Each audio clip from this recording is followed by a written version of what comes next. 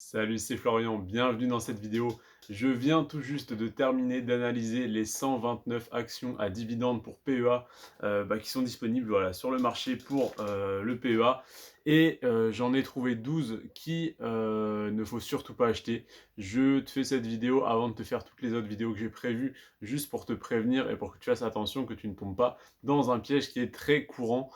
Si je te dis que j'ai trouvé une action qui offre un rendement de 8,3% sur son dividende, tu vas me demander tout de suite le nom de cette action, tu vas immédiatement l'acheter. Et si jamais je fais le youtubeur putaclic, je te mets super rendement de 8,3% action à acheter immédiatement, etc.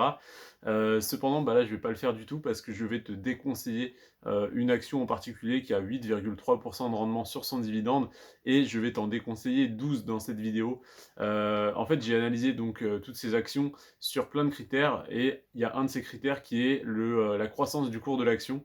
Donc oui, on parle d'action à dividende, donc on regarde le dividende évidemment, mais pour moi, il y a plus important que le dividende, il y a la croissance du cours de l'action. Parce qu'une action qui verse comme celle dont je vais te parler, je te le dis tout de suite, c'est Eutelsat Communication. Eutelsat comme sur les courtiers. Cette action, elle a un rendement de 8,3% par an, donc c'est très intéressant. Cependant, sur les 10 dernières années, son cours a chuté de 62%. Autrement dit, si le dividende était déjà de 8,3% tous les ans, ce qui, je pense, n'était pas le cas, mais admettons que ça le soit, qu'il a été toujours constant à 8,3%, ce qui est un très bon rendement, ça veut dire que donc tu aurais eu 8,3% pendant 10 ans, ça fait 83% de rendement sur 10 ans. Sauf que l'action a chuté de 62%.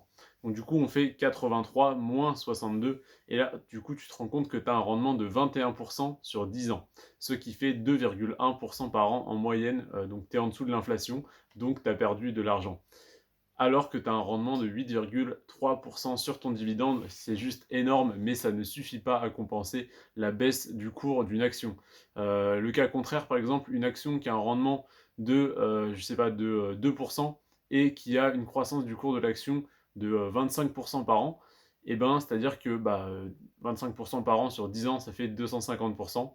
250%, ça fait une action qui a fait x 3,5. Donc du coup, x 3,5, admettons que tu passes de 100 euros à 350 euros. Du coup, déjà, tu as un bénéfice de 250 euros si tu revends.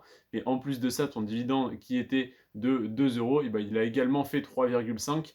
Donc 2 euros, il est passé à 6 euros, à 7 euros. Voilà, tout simplement, il est passé à 7 euros. Donc du coup, non seulement tu as mis à la base 100 euros, tu as reçu tes petits dividendes qui ont augmenté un peu par un peu, mais là, au bout de 10 ans, tu as une plus-value latente de 250 euros si tu revends ton action et tu as un dividende de 7 euros par an au lieu sur ton prix d'achat de 100 euros.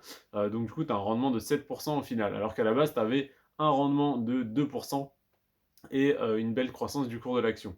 Donc en fait, c'est bien plus intéressant d'avoir des actions à dividendes qui voient leur cours augmenter et éventuellement leur dividende augmenter.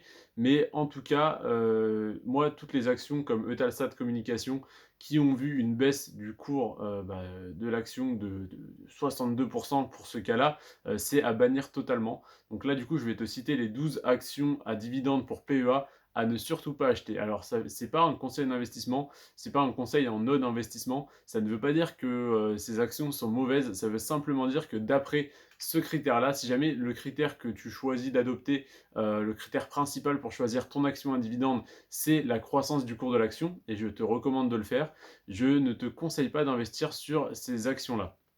Donc, dans ces actions-là, il y en a qui ont baissé de 1, 2, 3%. Celles-là, à la limite, on peut dire qu'elles sont stables, donc pourquoi pas, mais celles qui ont fait moins 62%, c'est même pas la peine. Et c'est pas la pire. Donc, je commence tout de suite à te citer les 12 actions. Donc, prends un petit carnet pour les noter si jamais tu en as besoin. Si tu veux les mettre en commentaire, comme ça, le prochain qui tombera sur la vidéo les aura directement.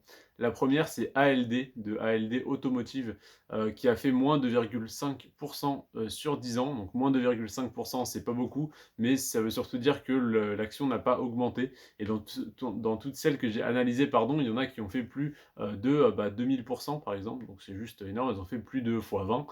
C'est énorme. Et là, elle a fait moins 2,5% par exemple. Les autres, c'est Alstom, ArcelorMittal, BIC, EDF, Engie, Eutelsat Communication dont je te parlais en début de vidéo, Imerys, Orange, Vicat, Villemorin et compagnie et Quadian. Voilà, c'est tout pour moi. Je t'ai fait cette petite vidéo très rapidement. Je te dis pas les baisses de chacune des actions, mais en tout cas, voilà, je te conseille de faire de grosses recherches sur ces actions-là si tu comptes quand même y investir. Et sinon, bah, de t'en éloigner, je vais t'en présenter des bien plus intéressantes dans les vidéos à venir. Je vais te faire des vidéos sur bah, tous les critères que j'ai utilisés pour analyser ces actions et je vais te donner toutes les meilleures actions à dividendes pour PEA. Donc, n'hésite pas à t'abonner et à liker cette vidéo. C'était Florian.